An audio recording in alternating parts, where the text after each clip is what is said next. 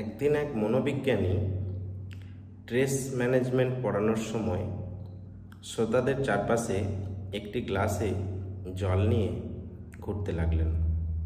তখন শ্রোতারা ভাবলেন হয়তো উনি প্রশ্ন করতে পারেন যে এই গ্লাসে কতটা জল আছে, ভর্তি না অর্ধেকটা খালি।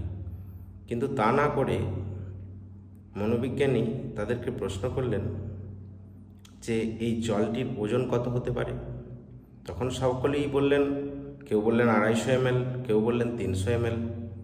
কিন্তু মনোবিজ্ঞানী বললেন তা নয়, আসলে এই জলটির ওজন যাই হোক না কেন, তুমি কতক্ষণ এই জলের গ্লাসটি হাতে ধরে থাকবে তার উপরে এর ওজনটা নির্ভর করে।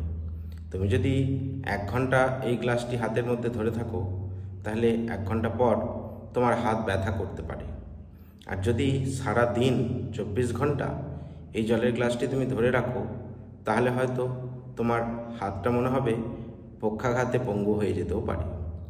তাই এখানে বিশেষ যেটা ব্যাপার হলো সেটা হচ্ছে জলের ওজনটা নির্ভর করছে সবটাই তোমার কতটা সময় তুমি এই জলটিকে ধরে রাখবে তার উপরে। তাই এখান থেকে আমাদের কি শিক্ষা হয়? আমরা এখান থেকে এটাই শিখতে পারি যে আমাদের জীবনের যে মনের উদ্বেগ, যে চিন্তা, দুশ্চিন্তা, এগুলো আমরা যদি কিছুক্ষণের জন্য করি মনের মধ্যে, কিছুক্ষণ যদি এই উদ্বেগগুলোকে নিয়ে আমরা ভাবতে থাকি, তাহলে আমাদের তেমন কিছু ক্ষতি হয় না।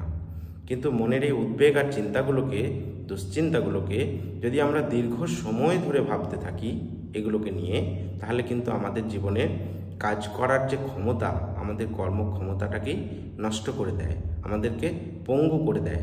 তাই সকল বন্ধুদের উদ্দেশ্যে বলছি, এই গল্পটা থেকে আমরা এটাই শিক্ষা পেলাম যে কোনো দুশ্চিন্তা বা কোনো উদ্বেগ আমরা মনের মধ্যে বেশিক্ষণের জন্য রাখবো না, সেটি একটি সীমিত সময়ের জন্যই আমরা রাখবো।